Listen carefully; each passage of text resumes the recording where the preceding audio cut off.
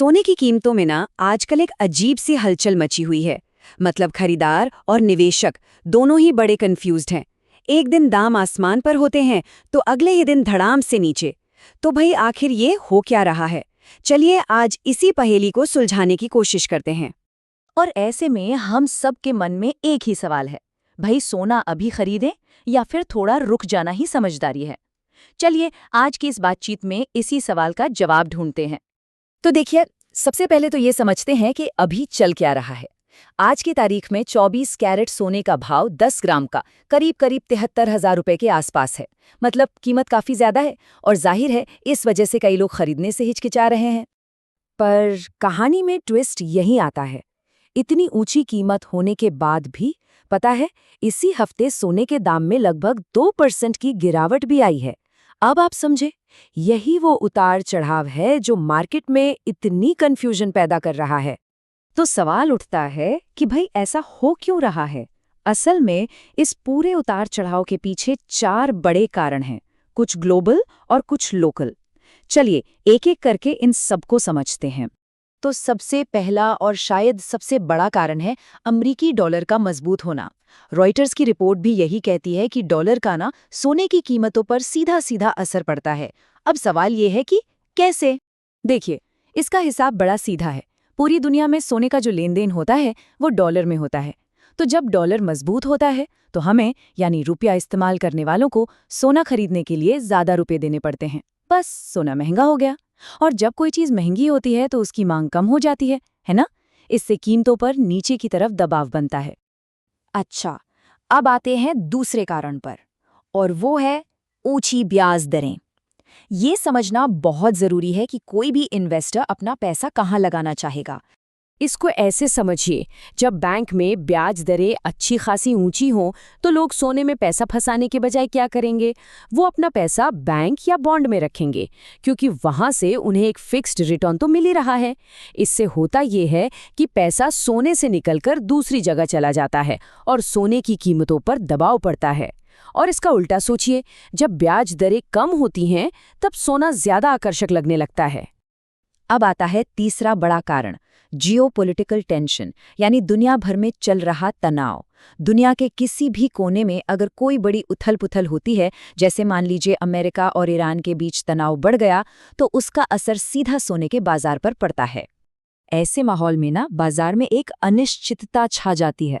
अब होता क्या है कि कुछ लोग डर के मारे सोने को एक सेफ हेवन यानी सुरक्षित निवेश मानकर खरीदना शुरू कर देते हैं, जिससे कीमतें बढ़ जाती हैं। पर वहीं दूसरी तरफ यही अनिश्चितता कभी-कभी कीमतों में अचानक गिरावट भी ला सकती है।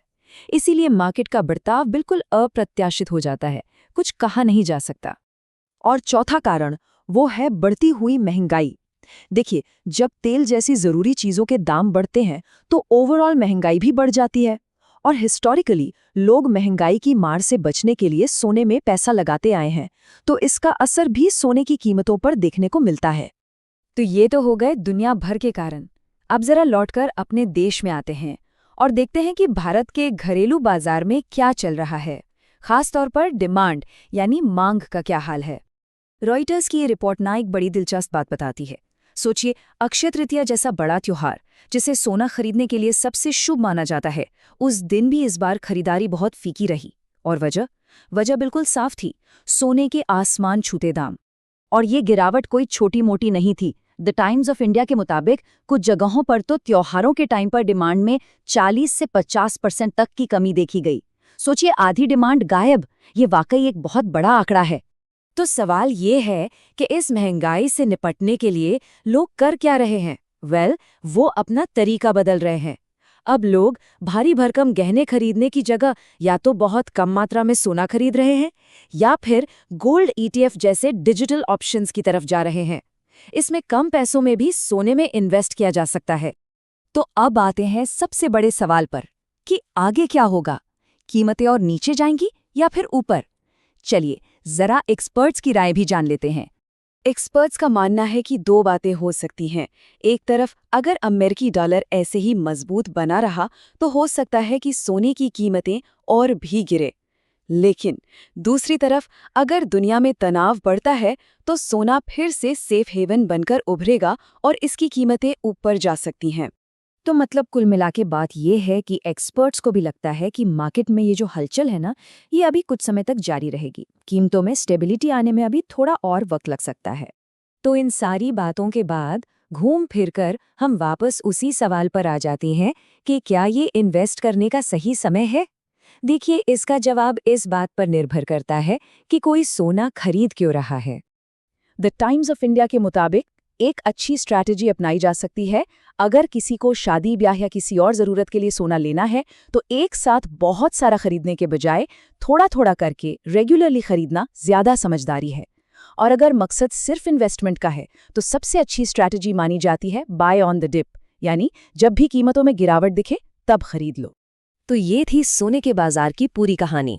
अब जब सारी बातें सामने हैं तो ये सोचना वाकई दिलचस्प है कि इन हालात में किसी की अपनी इन्वेस्टमेंट स्ट्रैटेजी क्या होगी। क्या वो थोड़ा थोड़ा करके खरीदने का रास्ता अपनाएगा या फिर किसी बड़ी गिरावट का इंतजार करेगा?